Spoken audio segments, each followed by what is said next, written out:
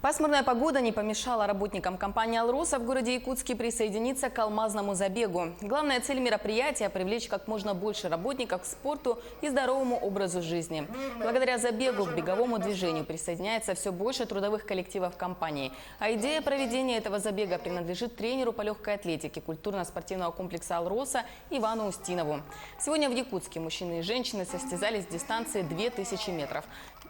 Среди женщин победу одержала инженер компании «Алмазана Бара» Ульяна Гермогенова. Отмечу, что в следующем году забег планируют провести в Архангельске и Москве. Мне очень понравилось то, что у нас это впервые, а в других городах, в Мирном, я знаю то, что алмазный забег каждый год проводится.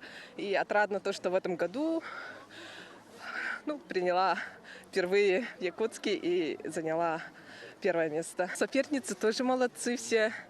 Это уже победа. Думаю, участвовать в личном забеге.